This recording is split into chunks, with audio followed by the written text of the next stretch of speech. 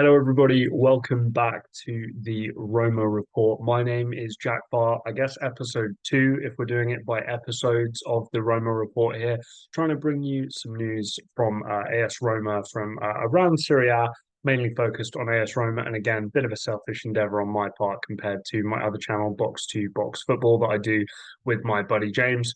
Look, let's get into it. Right, let's get into a bit of news. I just wanted to touch on about three or four topics, give some general kind of feeling about the start of the season. You know, it's rolling around very, very fast. It seems to roll around faster and faster every single year. So, first of all, actually, no, you know what? I'm going to be selfish to begin with. First of all, let's talk about Dovbyk. Let's talk about Matthias Sule, and let's just generally talk about, I think, the excitement and the new look of this team, especially in the attacking part of the game. Um, this is totally new territory. Um, I will say, outside of Paulo Dybala, I think we have to a certain extent some unproven players in these attacking positions and players where I don't know how high the floor is. So again, for those of you who may not know what I mean by that, I think it's kind of an Americanism, but floor being what's the worst you can be? What's the worst Dogbik's going to be? What's the worst somebody like Sule is going to be? What's the worst somebody like Baldanzi is going to be? Right, of El Shaarawy if he ends up starting, what's the worst he's going to be? Um, Obviously Dybala, the worst Dybala is going to be is amazing, so I'm not worried about him.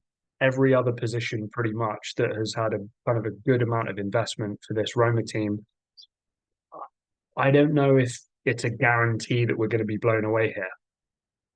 Is that a concern? Yeah, of course it is. For a team that really should be fighting for Champions League football year on year, and I think this year has a really good opportunity to do that and exercise that.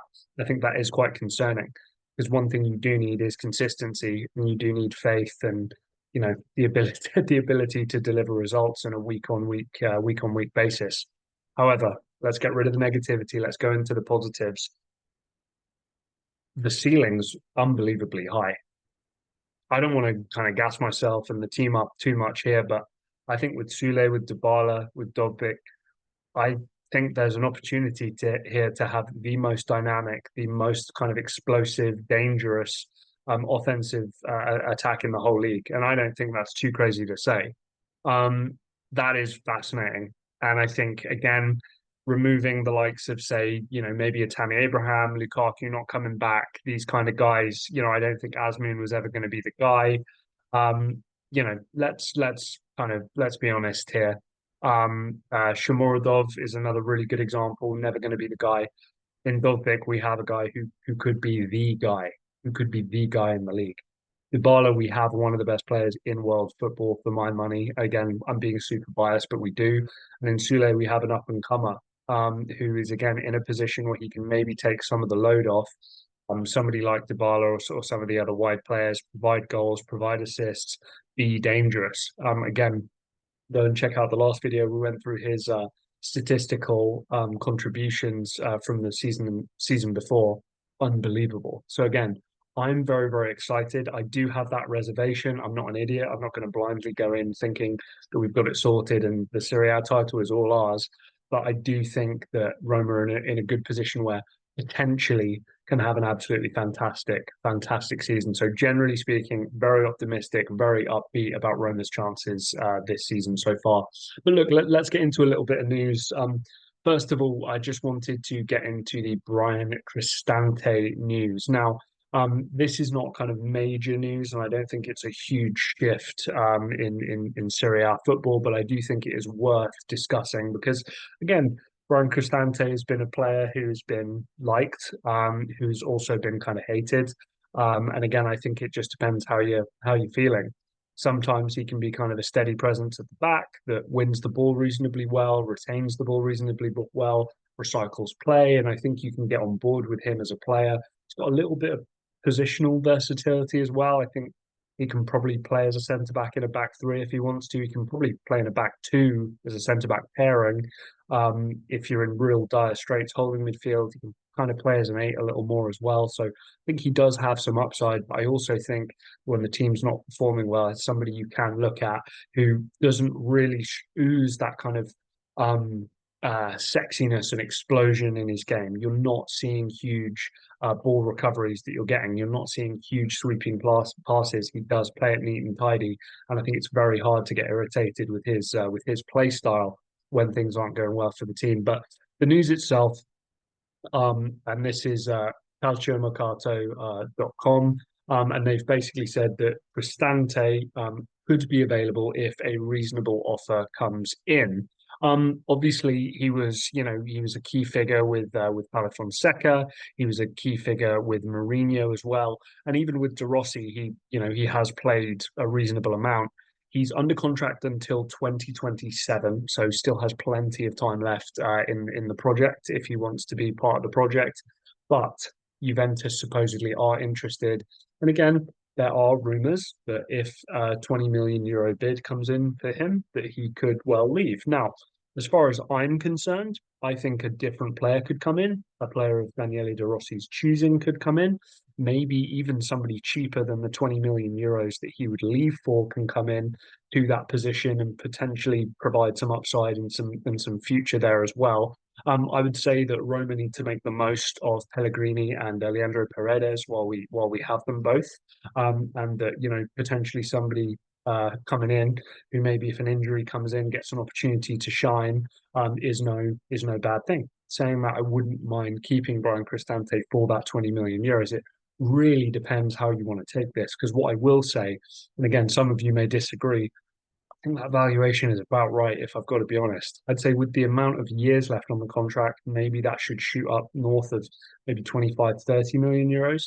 But realistically, if I was a fan of another team and I was looking to buy a player like Bryan Cristante, that's kind of the price I'd be looking to pay. I don't think he goes anywhere. I'm just going to put that out there. I'd say that somebody like Eduardo Bove is more, as gutted as I would be, is more likely to leave. But I would say that chances are Bryan Cristante will probably stay, especially due to his contract. And to be honest with you, I know Thiago Motta is going through some seriously big changes at Juventus here. I don't necessarily know if Cristante is going to suit what Motta's trying to do. But again, maybe I'm being naive and blind to what that could be. But yes, Bryan Cristante potentially to Juventus for 20 million euros. It's been discussed. I don't feel too bad about it. Next one, and this is kind of a really interesting one. I will say I don't know how much weight in that there is in this.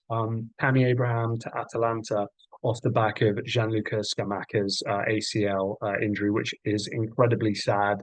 And obviously wishing him all the best and a speedy recovery for him. Um, I think this is kind of lazy journalism. I think this is, there's a team of a reasonable enough caliber and their main guy is gone.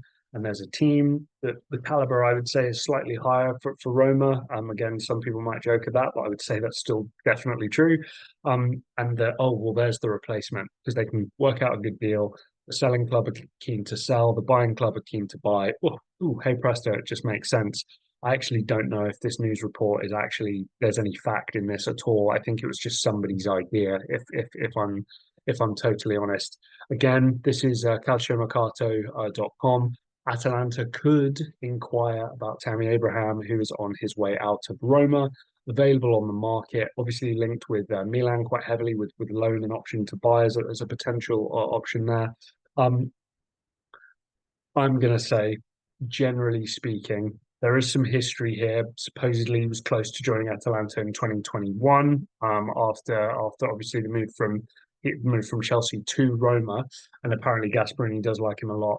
I'm going to put this in the pile of kind of I think it's lazy journalism. That's what I'm going to say. I'd love Tammy Abraham to go. Again, I think he's brilliant. I put him in kind of the what's a good way to put him? I put him in kind of the Danny Welbeck category a little bit, which is that for what he does and what he offers you, I think he does that at a very, very high level. I think if you're considering it as like kind of a defensive forward, somebody who can, run channels, kind of plays as a target man, but kind of not as well. Link up plays fine, but is never going to be kind of a lethal numbers machine in terms of getting you goals. I think if you're a team like Roma and you do have aspirations to make your way up the table to potentially, God forbid, win a Scudetto in the future, a player like Tammy Abraham is not going to lead the line for you. A player like Dovbyk could be that guy. So moving on from Tammy Abraham, I don't think is a problem. And again, team like Atalanta, coach like Gasperini, I think we could see some crazy numbers and some crazy performances from Tammy Abraham if that, if that goes down well and if that can be done. I'm going to say I don't really buy it. Sorry, it's been a bit of a slow start. Cristante, don't think it's going to happen. Tammy Abraham, don't think it's going to happen. Let me know your thoughts. Drop them in the comments. I could be wrong here. I could be wrong. Right. Now, some slightly more exciting news. And again, not about outgoings, but incomings. It's been kind of the tail of the transfer window, it feels like thus far. But Federico Chiesa supposedly linked to Roma again for the millionth time this summer. Obviously, what I think was kind of fascinating, and the thing for me that makes it seem very clear that he's going to leave, period, whether that's to Roma or to somebody else. Thiago Motta has been an absolute savage in terms of leaving players out for his preseason plans, his squads going forward.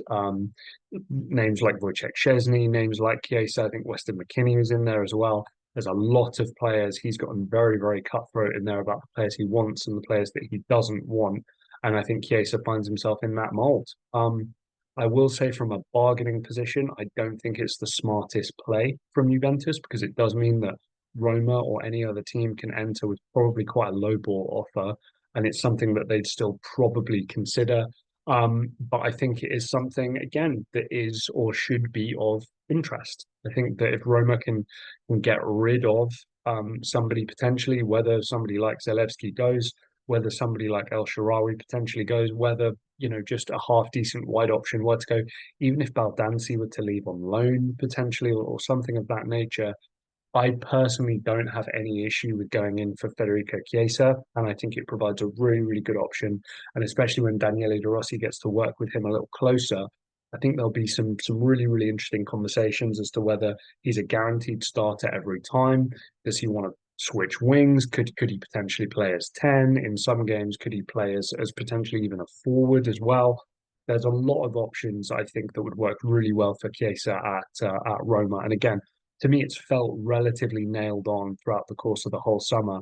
But what I will say is with Sule coming in, Baldanzi obviously caught before that as well. I feel like we're kind of overloading the wing position. It's been a position that's needed some attention for a long, long time. But I will say that it feels like maybe overkill, especially a player of that caliber will be on that kind of wage.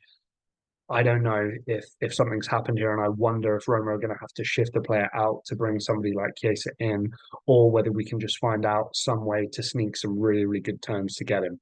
We'll have to see. We'll have to see. Um, right. Just to kind of round out here, and I know this has been a little bit of a quicker one. It's probably likely going to be just kind of a one video a week from me here for the Roma report. Probably maybe previewing a game, reacting to the game before, and then just touching on any kind of news stories is probably how this channel will start to operate. But again, I'm looking for feedback from you guys, from anybody, and for those of you who have subscribed, really appreciate it. Hit a like on the video as well. That's always super helpful. If you want to support the channel in that way as well. But I'm kind of molding this and building this myself. This can kind of be whatever we want it to be as a community. But yeah, let's look at kind of what Roma have got going forward. Barnsley friendly. Again, I kind of hate friendlies and I really don't pay too much attention. I'll catch the highlights. Keep an eye on injuries. Keep an eye on obviously the fitness of certain players, the teams that De Rossi will put out. And also, substitutions and yeah, again, just monitoring minutes and that kind of thing. But really, I don't think it's massively indicative of what a team's going to look like once the Serie A season starts, personally. Just because, again, players are away, players are on holiday, coming back at different times, different stages of fitness. I don't think there's a lot you can really read into with preseason football, and we've seen it a million times. Been so many teams over the years that lose every single preseason game, go on to have one of the best domestic seasons that they've ever had. So go figure. But yeah, Barnsley tomorrow. The Everton game, which is definitely kind of interesting now because Everton Roma, obviously with the ownership situation there. And then guys, before we know it, Sunday the 18th of August, Cagliari Roma, the Serie A season starts. And again, I'm ready to be hurt again. I do think expectations for this season should be relatively high. I do think that Champions League football is a must. A couple of cup runs would be fun as well. The other thing I think I'd say, like I said at the beginning of the video, I'm not sure how high the floor of this team is. So I think we do need to learn a little bit on the patience side of life, and we do need to grow with these players and this team. But what I will say, age is absolutely no barrier at all for somebody like Sule going forward. Dovbyk, I think, can just progress from the season that he had before. And again, I'm quietly optimistic that this Roma team can really come out, punch in and explode, and Daniele De Rossi can build on the lessons that he learned from last season. Guys, let me know what you think. Drop it down in the comments section below. Would really, really appreciate it. Drop a like on the video. If you are new here, hit that subscribe button. My name's Jack Farr. This is the Roma Report, and I'll see you on the next one.